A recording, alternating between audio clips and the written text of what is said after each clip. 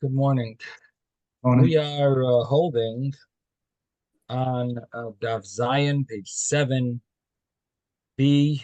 7 Zion Amud Beis. And the Gemara that we learned yesterday was telling us something very surprising, that it's possible to permit a sukkah. Recording in progress. Uh-oh. It's possible to permit a sukkah with certain mechanisms that really a sukkah shouldn't work. But since this sukkah is kosher regarding the laws of Shabbos, it'll actually work for the laws of sukkah. So what that means is that obviously there are some similarities. In other words, the laws of sukkah and the laws of Shabbos overlap. There's certain laws, they're not the same laws, but there are similar ideas that, we need to have some type of a domain for Shabbos, and for Sukkah, you need to have some type of a structure. So it has some similar idea there. And the Gemara tells us throughout the laws of Sukkah and throughout the laws of Shabbos, the different avenues of creating a wall or creating a domain that work for these laws. So Shabbos has certain laws and Sukkah has certain laws. And our Gemara came up with this idea that you could even have a sukkah that, according to the laws of sukkah, doesn't work, but it'll work because it fits within the laws of Shabbos, and at least for the Shabbos of Sukkot, it'll be kosher. And it fits with the laws of sukkah. If something, so even though for Shabbos it might not be a kosher eruv, but because it works for a sukkah, it'll work for Shabbos also. So it works both ways. In other words, you take something from the law of sukkah and apply it to the laws of Shabbos, or you could take something from the laws of Shabbos and apply it to the laws of sukkah, which means that we're finding some major leniencies here. How to permit certain things that really don't seem to work. And of course, the commentaries are all debating on to what extent we can take these leniencies. And there's numerous issues that they deal with. The first issue is that some of these laws seem to apply only on a biblical level. So should we take this leniency only to the biblical level, or can we extend it to the rabbinic level as well? That would be one type of issue. What do I mean by that? Well, let's pick, for example, the case of you have a, let's say you have a mavoi, a sukkah that's like a mavoi, it's like an alley. So you have this sukkah that's like an alley.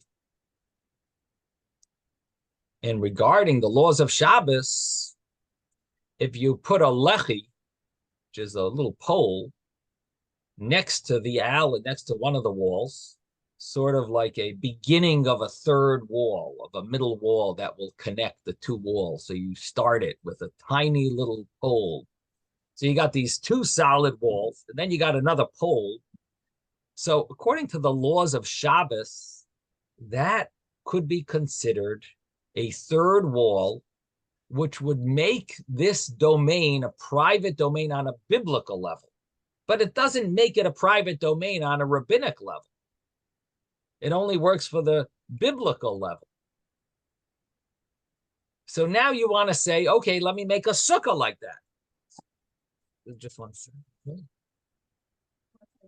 Okay. So you have a sukkah that has two walls, and you've got one pole next to these two walls. For Shabbos, what will happen in such a case if you have such a situation on Shabbos? Forget about sukkahs, let's say. You got these two walls and one pole next to it. What will be the law of Shabbos? Can you carry in that domain? Two walls and a little pole for the third wall. You can't carry in that domain. It's maybe on a biblical level you could carry, but not rabbinically. Rabbinical, you need four walls. You need it to be a private domain. But on a biblical level, that works. Now, since that works on a biblical level, so the Gemara, at least according to Rashi, the way Rashi wants to learn, guess what? You can make a sukkah like that and carry on Shabbos of sukkahs, even on a rabbinic level.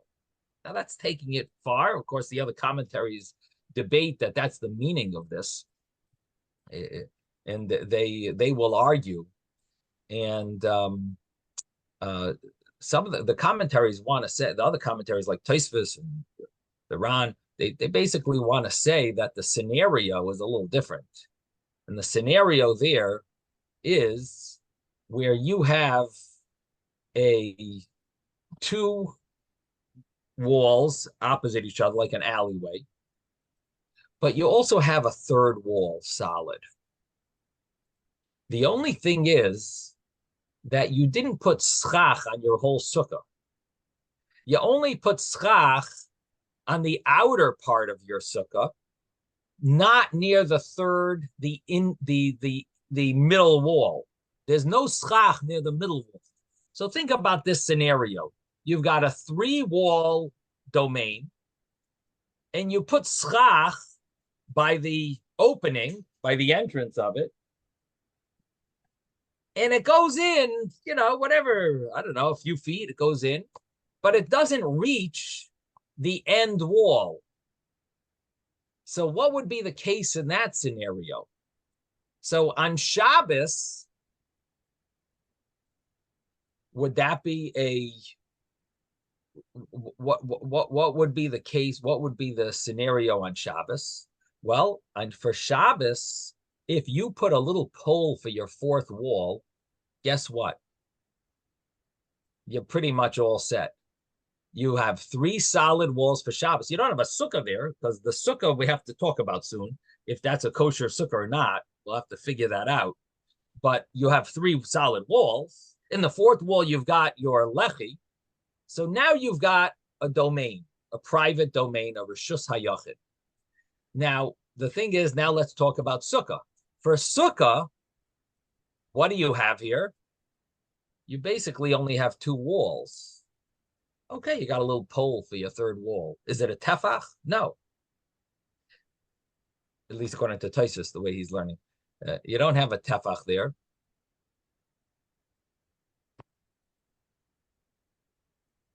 Actually, one of the commentaries learns that there is a tefach there. So you make a tefach there. It still doesn't fulfill the needs, the obligations of a sukkah, which is supposed to have a tefach, not by the end of the wall, but you need to put it 2.9 hand breaths in, and then have a hand breath that's soichek, that's a little expanded tefach hand breath, and so on. So it's not fitting all the rules. But according to one of the commentaries, you have a tefach. You actually do have a tefach. You have a hand breath of a wall at the end of the wall. According to the other commentary, no, you just have a tiny little pole there. So according to the laws of Shabbos, that should be okay. But the problem is, what about the laws of Sukkah? With regard to the laws of Sukkah, you got two walls opposite each other. Where's your third wall? You don't have a third wall. So here we're going to say that because it works for Shabbos, it's going to work also for Sukkah. Again, the way Rashi learned, it's totally open on the third wall. It's only two solid walls. And yet Rashi is learning that even though rabbinically you can't carry there, but biblically that's called a third wall. Biblically, that's considered a private domain. And because it's considered a private domain, you can then say, oh, we'll call it a sukkah. The third wall is a wall according to the laws of Shabbos. Let's call it a sukkah regarding the laws of sukkah. it's a sukkah. Now we can carry in it. If it works for sukkah, it will work for Shabbos. If it works for Shabbos, it works for sukkah. Works for sukkah, now it works for Shabbos. We can carry in it also. Carry in it. You hardly have 3 walls. You want to say, let alone 4 walls. It's a sukkah. You can carry in it. It's a kosher sukkah. Because it's considered a law, it fits within the laws of sukkah. It fits within the laws of Shabbos, and because it fits within the laws of Shabbos, it fits within the laws of sukkah.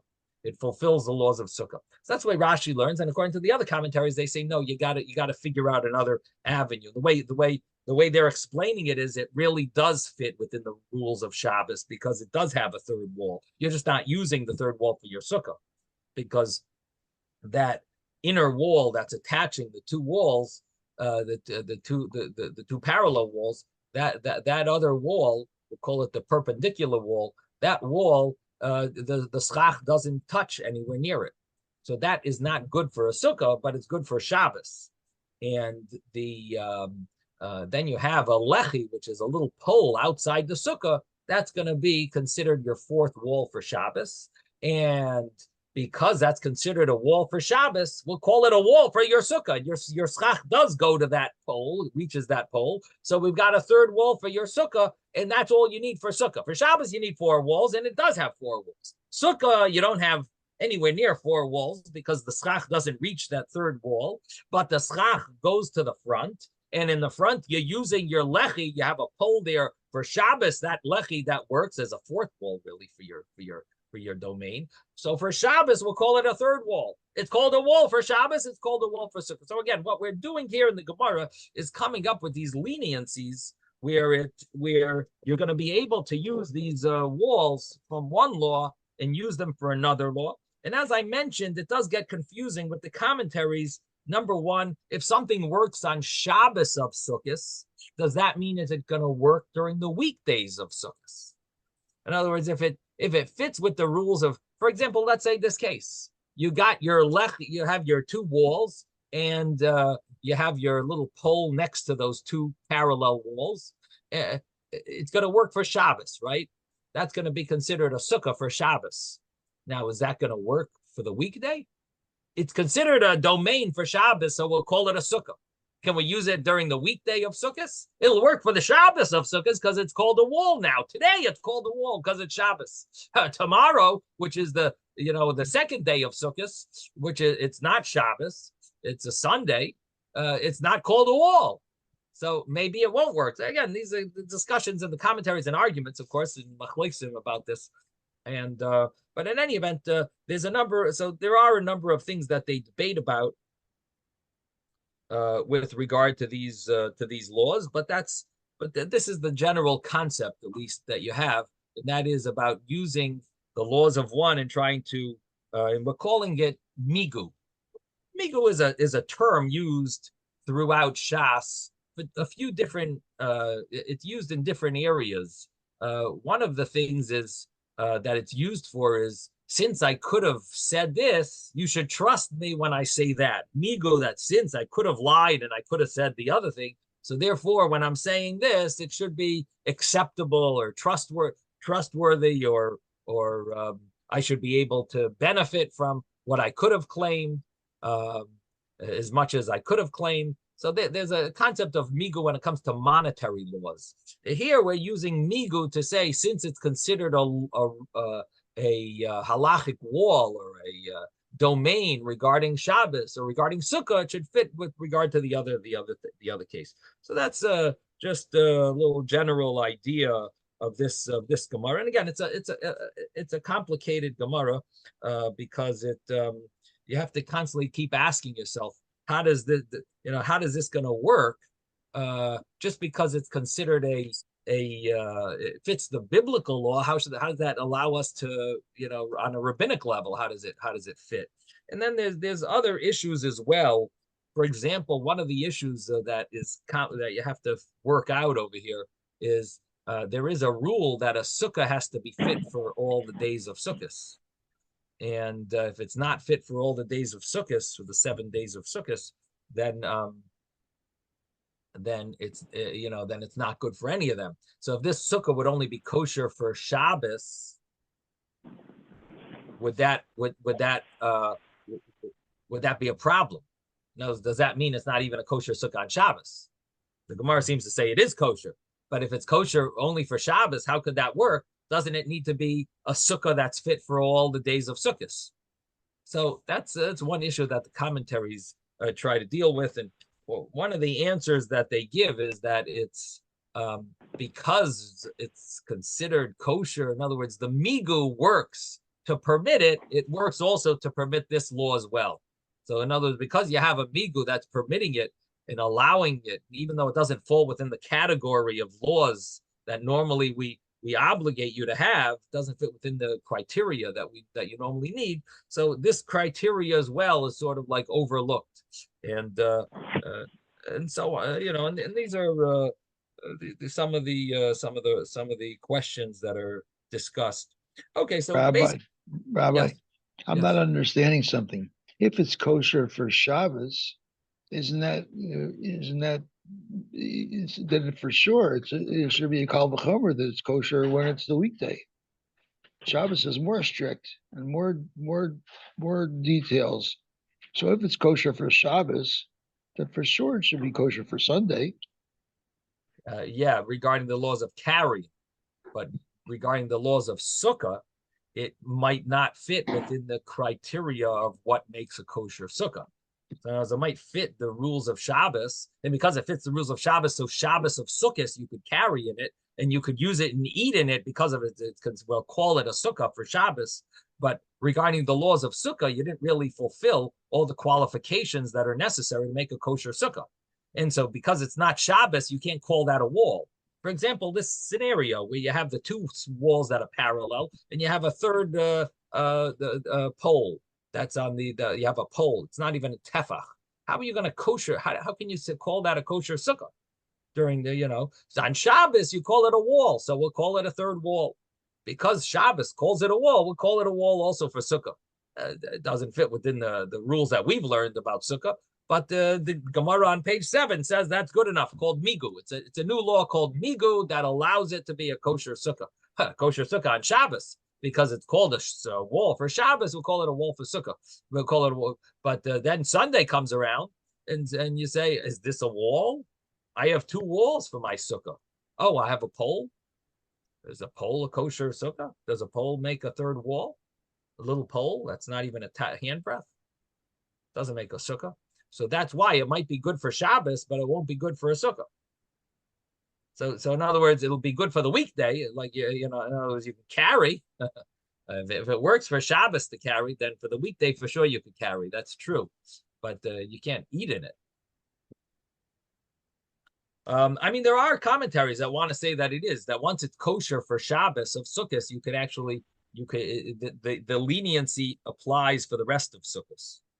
There is such a understanding that would work. But again, not everyone agrees with that. Okay, so getting back to the actual Gemara that we learned. So we had the case of where the Gemara says v'chein l'Shabbos, that just like something works for a sukkah, it could work for Shabbos, and that was a special law that with sukkah you could have a tefach wall, that a tefach would work for a sukkah. You know what? You could even for Shabbos, it's going to be considered a wall, and you can carry it. And then the Gemara said that Rava said laws regarding Shabbos that will work for sukkah. So we got the law of sukkah that works for Shabbos, and that was that third wall. That's a tefach. That's a handbreadth that we said for sukkah that's considered good. And we're going to even allow you to carry it even on Shabbos. You don't have a fourth wall, but going to be considered okay. It's considered a kosher sukkah. And then we're going to say that regarding the laws of Shabbos, there are certain things that work for the laws of Shabbos, and we're going to say, you know what, you can put schach on it, and it's a kosher sukkah. And those laws, let me mute everyone here. And those laws, one of them was called the law of the mavoi sikech al gabe mavoi, which we're talking about now, where you have the two parallel walls, and it has this lechi. It has a little. I said there's different ways in the commentaries how to learn this case. Is it called a mavoi mafulash? Is it really only a two-walled mavoi, a two parallel walled mavoi alleyway type of sukkah, or is it really a three-walled alleyway? And in the Tractate Eruvin, it talks about these differences. The very common there. Mavoi mafulish or mavoi she'enai mafulish, a mavoi that's totally open on both ends, or it's only on one end it's open. And so this is an argument here. Which mavoi are we talking about? It doesn't say. It just says mavoi, and it has a lechi on one wall. So it's either the lechi is on the third wall or it's the lechi on the fourth wall. But however you learn, so you put schach on top of this mavoi, and there's definitely no schach that touches a third wall of the mavoi. It touches the lechi, the schach. It touches the two walls that are parallel, but it doesn't touch a third wall. If you want to learn like the Rishonim that there is a third wall, the schach doesn't meet it. So you put schach on top of the mavoi, and it's really just a two-walled sukkah here, and it has that a lechi, a little pole. So the Gemara says, Rava says, kshedra, it's going to be kosher for sukkah as well. It's going to be a kosher sukkah. It's a wall for Shabbos. It'll be a wall for sukkah. Then Rava says, what about the case of the wells? And that was the case of Pasei Birois, where you have these boards that are used as the four at the four corners, like a box around this well, but it's open. The walls are totally open. All you have are the corners have this board. So you have four corners, and you have all the rest is it's a shell. It's not it's just a frame. You got a frame around the well. The well is round, and the frame is like a square of four corners without any walls. And because we permit it on Shabbos of near the holidays, we're going to permit it for a sukkah as well. You put schach on top, it'll be a kosher sukkah. And of course, the question will be, will that work any time of the year? Does it need to have a well in it to work? Does it need to be when the Yidden are going to travel for the pilgrimage for the holidays? So again, that's also a debate among the commentaries. When does this work? This sikech al pasei birois. But this is what Rava says, that if you put schach, if you put some type of a kosher schach on top of these in this frame, which is these four boards, it's going to be a kosher sukkah because it worked. The rabbis permitted it, at least to feed your animals, and I believe in certain scenarios, even for people. Again, the purpose of it was to permit animals, but I think it allows, even in certain scenarios, if the people can't. I think we saw that somewhere, where if people can't get the water, it's too dangerous or too hard or too. That maybe it would be permitted for people as well. Anyway, but however you learn it, because the rabbis permitted it for your animals, it's called a wall. We'll kosher it for a sukkah. It's kosher for a sukkah. Now you could use it also. You could carry in it for any purpose. It's considered. So that's basically the law of Rava, that you put schach on top of these beams. It's going to be a kosher. It's going to be a kosher for a sukkah. Very surprising.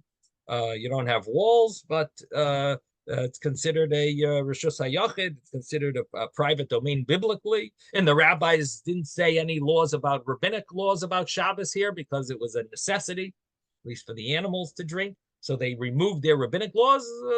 Kosher for a sukkah. It's called walls. It's called walls. It's kosher for a sukkah. On biblical level, and the understanding of many commentaries that it's kosher for on a rabbinic level as well, for to carry and to eat and to be considered a kosher sukkah. Okay, Rabbi. Yeah, I'm just wondering, in the art scroll, are there diagrams of these different things? There are some, let me see. Because it's hard to imagine a lot of these things. And in the Steinsaltz, there's like very limited pictures. There's a couple pictures here and there, They but for the don't most have, part, no. I don't see anything special in the art scroll here. Just looking now. Yeah. He's got the four corners of the for the for the well, just a little hole in the middle with four corners. I mean, it's not no major illustration. Here you do have a little on 7a on the earlier Gemara where it talked about where it mentioned Rava's laws of the Tzuras HaPesach thing. But this Gemara itself, they don't seem to have much. They don't really have much help over here. Okay. So in any event, the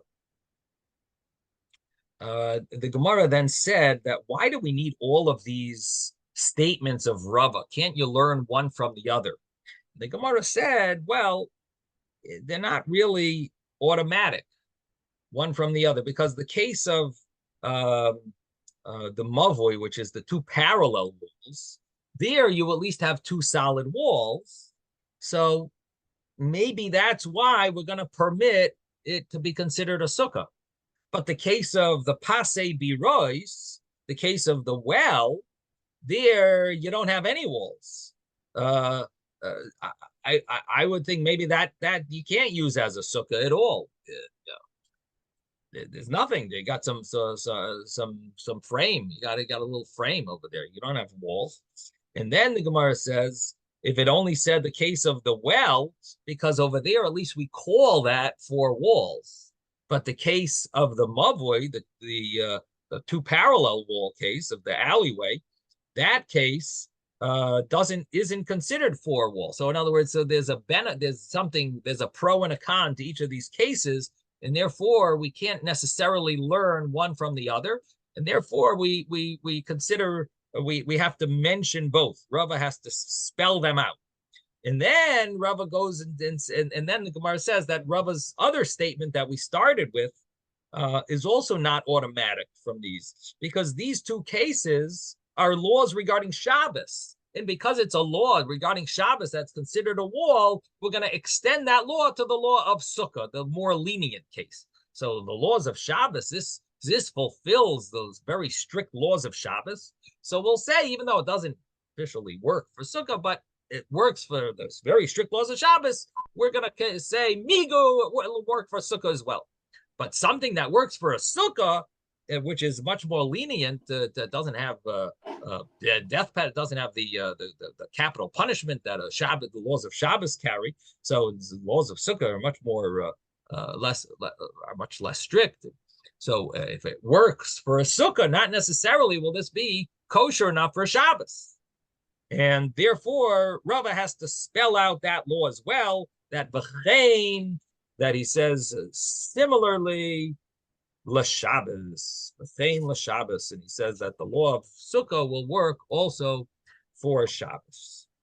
So that's basically the Gemara that we learned, and now we're going to move forward. The next Gemara is by the two dots, and must be about 10 lines from the top of the page 7b. Much stuff for you to go with. 7b, the last word on the line, For a few more minutes, while I'm carrying it around. Right now, the word v'shachamsa, and if you have the art scroll, we are on 7b1 on the second column, the new paragraph on the second column. So the Gemara says, v'shachamsa meruba mitzilasa psula, that if you have too much sunlight, majority sunlight more than shade, it is puzzle. Tanu Rabbanon, the rabbis taught in a brisa. Hamsa machmasiko, we're talking about where it's too much sunlight because of the schach, that the schach is not thick enough. You don't have enough schach, and therefore it is causing there to be too much sun. So it's chamsa machmasiko v'loi machmas. But it's not that you have too much sunlight because of the walls. Let's say you have glass walls, or let's say you have very open walls, like in Florida, we have lattice, and lattice, even the lattice is only on the bottom half of the sukkah. So and then there's very open lattice. There's different types of lattice. You have some beautiful lattice with only small little squares in it, diamonds. And then you have much more cheaper lattice with just minimal, very minimal material, and so the sukkah is going to be filled with sunlight, not because you didn't put enough schach on. You put enough schach on, but the walls allow the sun to shine in. So when does it ruin the sukkah? Baruch Hashem. What ruins the sukkah? Does the sukkah get ruined because of the sunlight that gets through from the schach, which means you didn't put enough schach on top, you didn't put enough of the stuff on the roof, you didn't put enough fronds, palm fronds, or your mat is getting old and it's separating, and you got a lot of empty space. Is that the reason why you have too much sunlight? Or is the sunlight because the walls? And would that ruin the sukkah if there's too much sunlight, even because of the walls? So the Gemara says here, the rabbis taught in a brisa, if it's too much sunlight because of the schach, that's what passes, that invalidates the sukkah. But not if you have too much sunlight because of your walls. If the walls of the sukkah have caused too much sunlight, that doesn't ruin your sukkah. Rabbi Yoshia says, "Af machmas tefanos." It also ruins the sukkah if your sunlight is too much because of the defanos, because of the walls.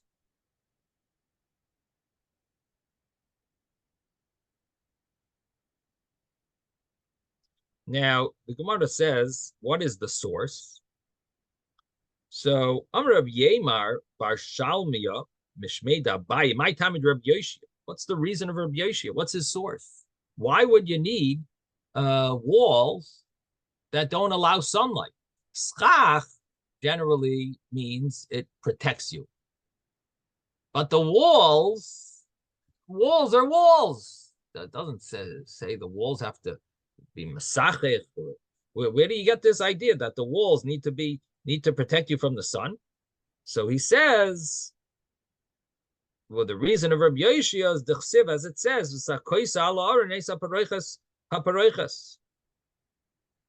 you should cover over the ark the paroiches, the curtain. And this is referring to in the tabernacle, where they had a curtain that was basically a cover over the Holy of Holies, called the Paroiches. And that curtain should protect the ark. It covers the ark. Now, the only thing is, the Paroiches is really a vertical curtain. So how is it really, is it covering the ark on top? Generally the schach means on top, the sakoisa, it'll cover over it.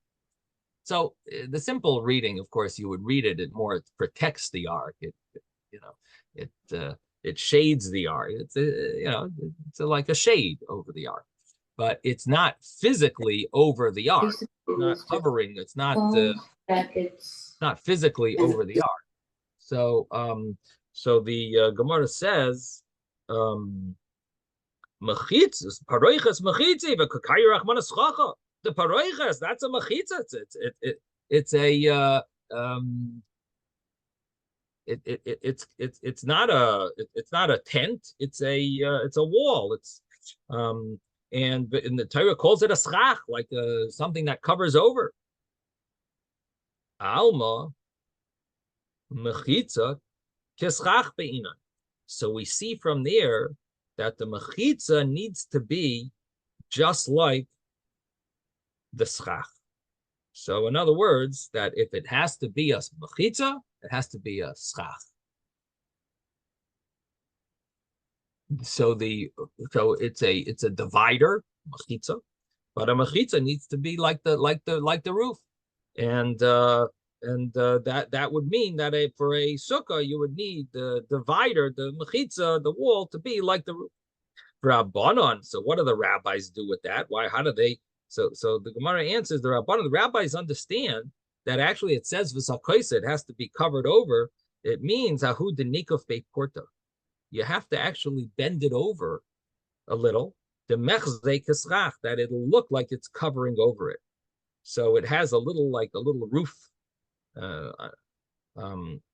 from part of the curtain.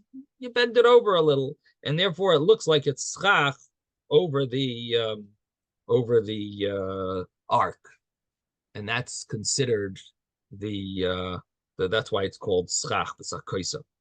So I guess what I said before wasn't exactly correct. The sakoisa, I said, it really means it shades it from the side.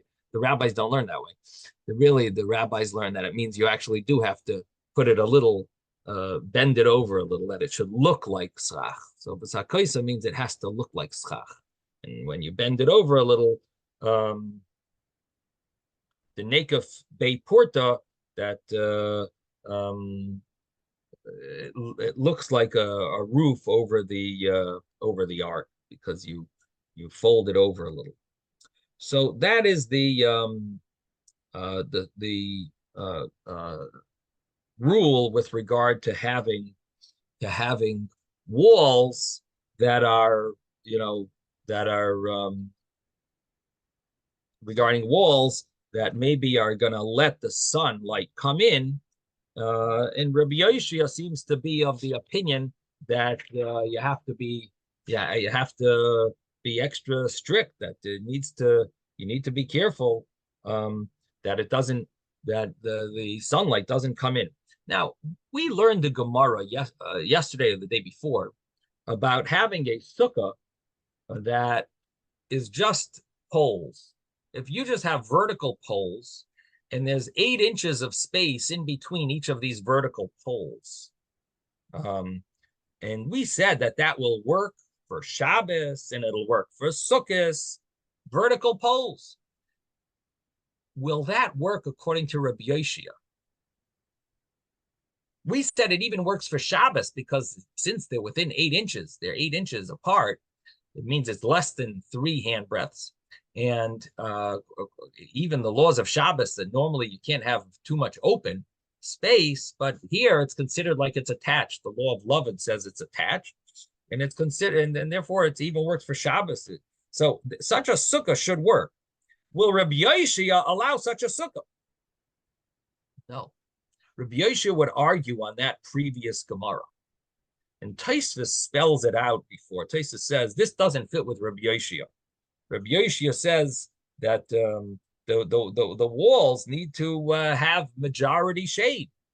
So the Gemara that we learned before doesn't follow Rabbi Yoshia's view. Obviously, as you can imagine, we don't hold like Rabbi Yoshia.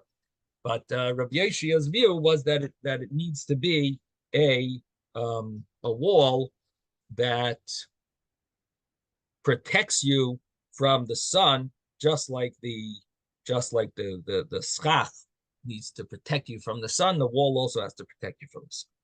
Now comes the next Gemara. In the next Gemara, Abaye tells us that he's found many opinions that, contrary to what we normally think, that a sukkah is supposed to be a temporary dwelling, Abaye says there's a lot of opinions that hold that a sukkah is valid as a permanent dwelling. and he spells them out. Now, we've seen some of these views. They don't necessarily all agree with each other on their specific laws. In fact, they clearly argue on each other, some of these names. But what they all seem to have in common is that a sukkah that is permanent, there are certain elements of a permanent sukkah that you need to have. They all hold of something that they hold of implies like a sukkah should be more like a permanent dwelling.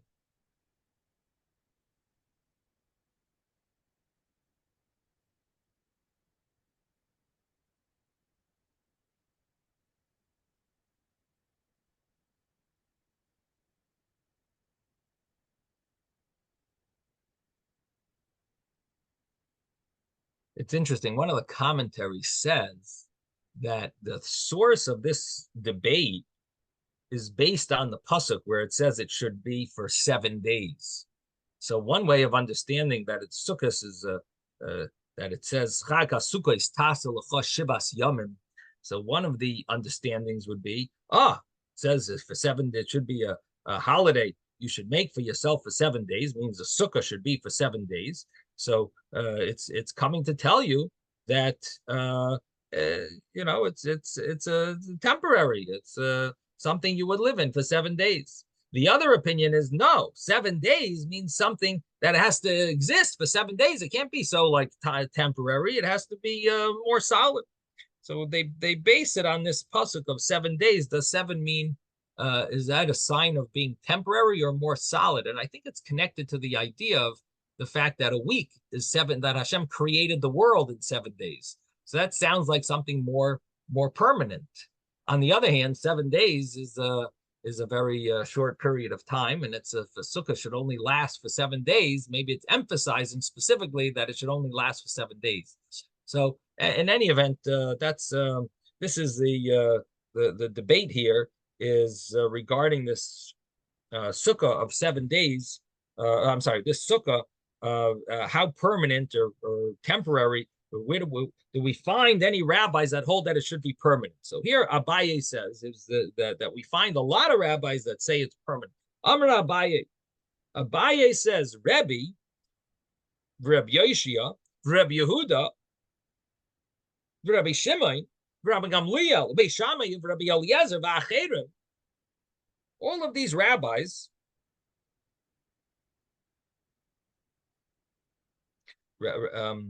Acherim is Reb Meir. All of these rabbis, Kulu Svira Lahu Shasuka Diras Keva Be'inan.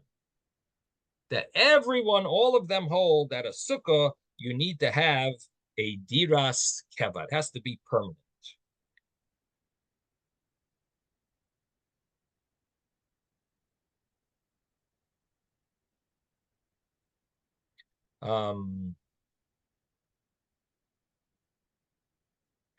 They all hold sukkahs diras keva be'inan. You need a permanent sukkah. Rebbe, what's the opinion of Rebbe that we find this? The Tanya that we learned and he taught in a brisa. Rebbe says, Kol sukkah shein ba'arba amis, al arba amis psula. Any sukkah that doesn't have 4 amis, by 4 amis, is a pasul sukkah. So if you hold that it needs to be 4 amis, by 4 amis, that sounds like it has to be like a house. In other words, that's much bigger than the typical size that we expect. 4 amis, 4 cubits is basically like 6 or 8 feet by 8 feet. That would be a much more permanent type of structure, so similar to a house, which we learned. We actually learned earlier in the Gemara that a bias, size of a bias is dalet amis, is 4 cubits. So Rebbe holds a sukkah has to be that size. It means it has to be like a bias. So that's one opinion, Rebbe. Now we go to Rabbi Yoshia. Rabbi Yoshia Hadam Maran. Rabbi Yoshia is what we just said, that he holds that you can't have sunlight coming in from the walls. What does that imply? That you want to have it comfortable like a house, where the house, you have walls, and you don't want sunlight to be bothering you always. And if the walls are not more solid, it won't be a kosher sukkah. So it needs to be more permanent. similar to a house, fit for permanence. Maybe that's now Rabbi Yehuda Ditanan. Rabbi Yehuda, we have a Mishnah Ditanan. We learned in a Mishnah. Sukkah she gavayel ma'ila in our Mishnah. Sukkah she gavayel ma'ila mi'asr ma'ama psula. Rabbi Yehuda machshir. A sukkah that's above 20 amas. First opinion is that it's invalid. This was the Mishnah, the beginning of the tractate. And Rabbi Yehuda says it's kosher even if it's above 20 amas. How do you have a sukkah that's above 20 amas? It has to be some type of permanence to it. You can't build a dwelling that's so high if it doesn't have any permanence. It's going to have to be a little sturdy. Otherwise, it'll fall easily. So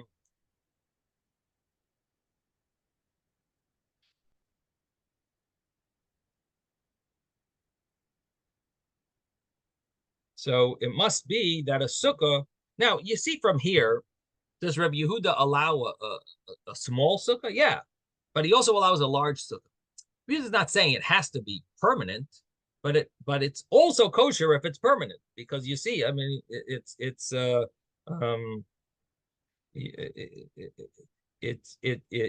it's that large, it's going to have some permanence to it. But the commentaries do debate: would he allow, if it's smaller, does it have to be also much more sturdy, or would Rabbi Yehuda just allow a permanent sukkah? Now, Reb Shimon, the Tanya that we learned in a brisa, shtayim kehilchasa. We learned this earlier. The brisa said that the simple law that everyone knows is two walls like they're supposed to be kehilchasan. The shlishis afilu tefach. And the third wall, even if it's a tefach, a handbreadth. So the third wall can be a handbreadth. That's the common, that's like bread and butter of sukkah, is that you have two walls and the third wall even a handbreadth. But Reb Shimon argues, Reb Shimon Aimer, shalosh kehilchasan. You need three walls like they're supposed to be. The fourth one could be this tiny wall. We spoke about Reb Shimon. We had his opinion earlier, and it had to do with that pasuk zerem and matar. You need a fourth wall. It's supposed to protect you from the storms, right?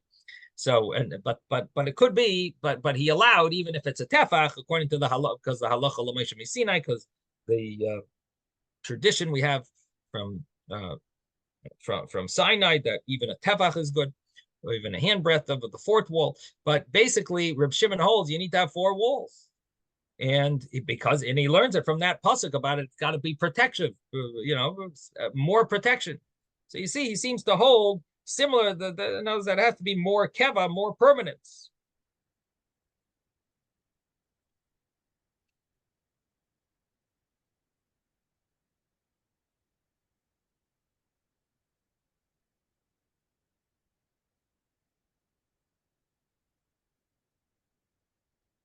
Now, Rabbi Gamliel, where do we see Rabbi Gamliel's opinion? The Tanya, because we learned in a brisa, person makes a sukkah on top of a wagon or on top of a boat.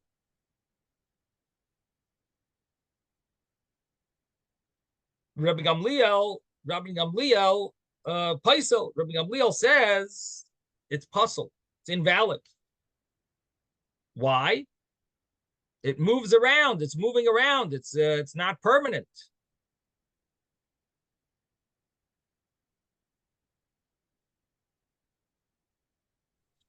What about when it stops, Rabbi? What is that? What about when it stops? Like when somebody does a sukkah in a pickup truck.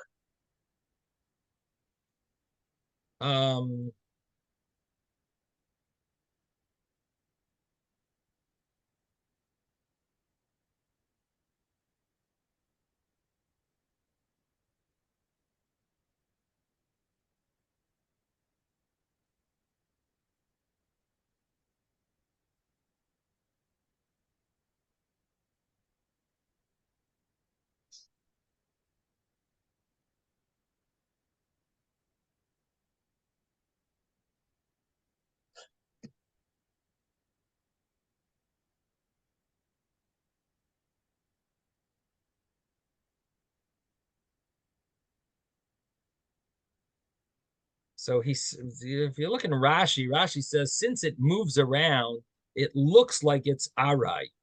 Since the agolis move around, it sounds like maybe he would hold that it has to, even when it's stopped, it has to look like it's more permanent. That's what it sounds like from Rashi. I'm not. I don't know if the other commentaries agree with that, but because it would make the sukkah in a pickup truck invalid. Yeah, but again, we don't necessarily hold like this opinion. Rabbi Akiva Machshir, Rabbi Akiva says it's permissible. You got to go to the next line. Rabbi Akiva Machshir. So just because this opinion would have a problem with it,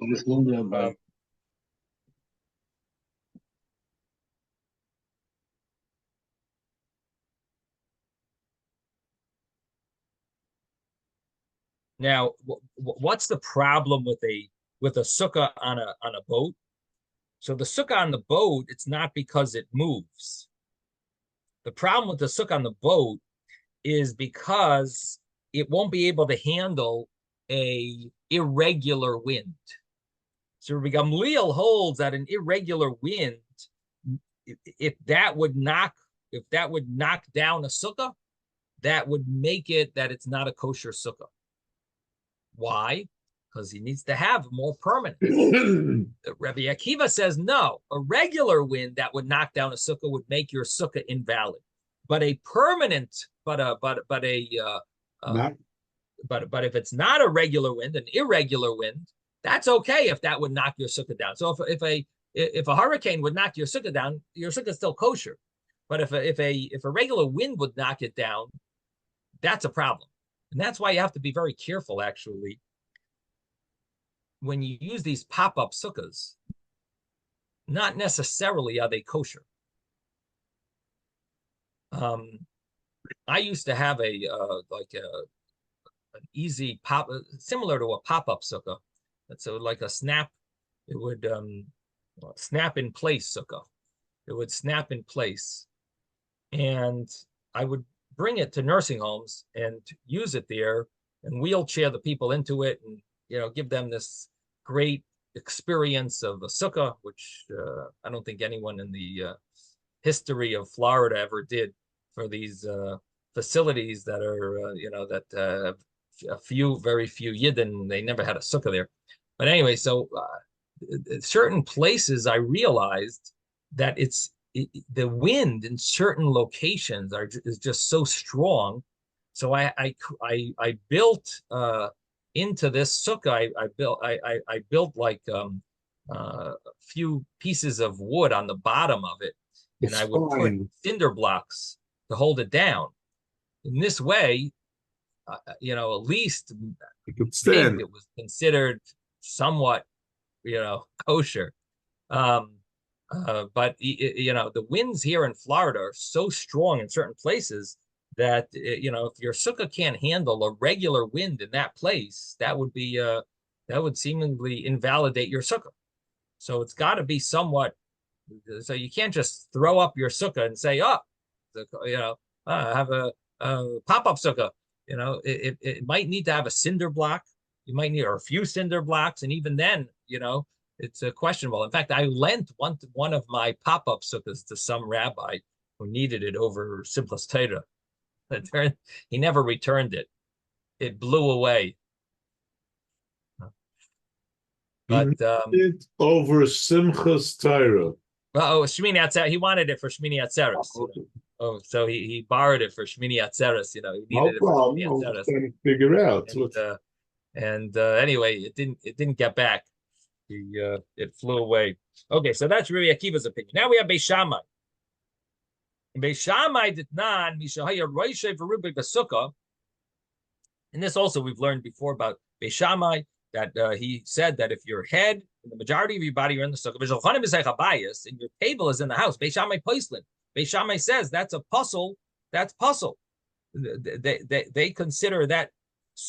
First of all, the Gemara explains that there's two arguments here. There's a big sukkah and there's a small sukkah. And Beis Shammai holds both don't work. a big sukkah that your table is in the house, Beis Shammai poislin, who Beis Hillel machshir, and Beis Hillel holds it's permissible. And a small sukkah that you can't fit your table in the sukkah, Beis Shammai holds the sukkah is puzzle. The sukkah is invalid, and Beis Hillel says the sukkah is kosher. So what do we see from Beis Shammai? That it needs to be, you need to be like a dwelling. It needs to be like a more of a permanent dwelling. For temporarily, maybe you could get away with it. But permanent, it needs to be 7 tefachim by 7 tefachim. That's Beis Shammai's opinion. We hold that. And so what do we see from Beis Shammai? That it has to be more permanent. Beis Hillel would say 6 tefachim by 6 tefachim, just has to hold the head and majority of the body without a table. And the thing is, it's not that wouldn't be a way of permanence. So Beis Shammai says that's not good enough. You need 7 handbreadths by 7 handbreadths. Rabbi Eliezer, what is Rabbi Eliezer's opinion? Did none that we learned in a Mishnah, if a person makes a sukkah similar to a srif, I think it's like a teepee. It's just like a round a dome. I guess it's similar to It says like it's a circular hut. A circular hut, okay, and it doesn't it doesn't really have a roof. It all ends up at one little Sounds like a teepee to me. Yeah. So it ends at one little point on the top. So in the other case was or he leans it against the wall. So what does he do? Imagine you have a bamboo mat, and take your bamboo mat and you just lean it against the wall, and it's a very big mat. What do you have now? You've got a sukkah, right?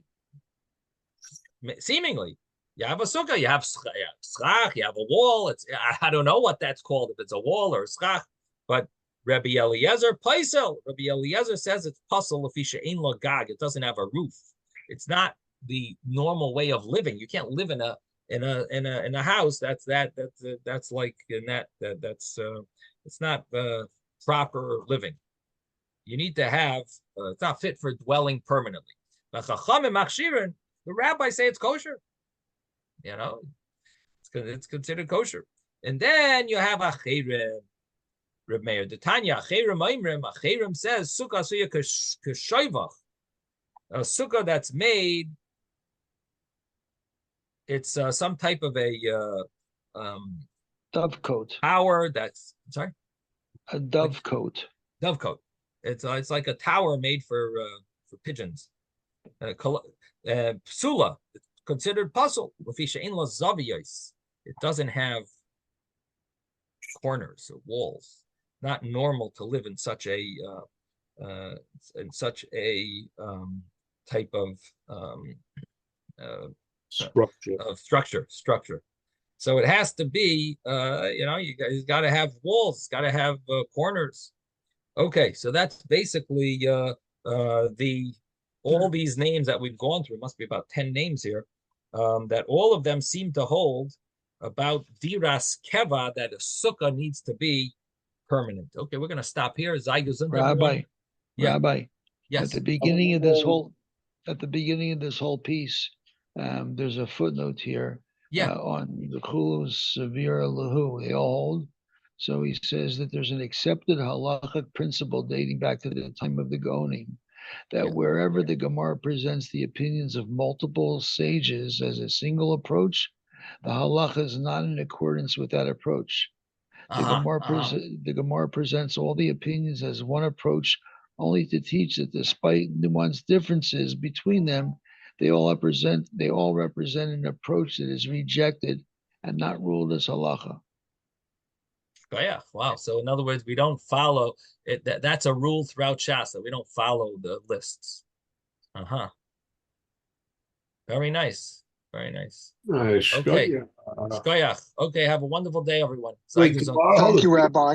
We have a shir this afternoon at 3. Yep. And tomorrow, that's Hashem. And tomorrow morning at 10. Tomorrow morning. That's Hashem. Thank you, you very much. Okay. Hey, everybody has pictures today. Wow. Except one. Huh.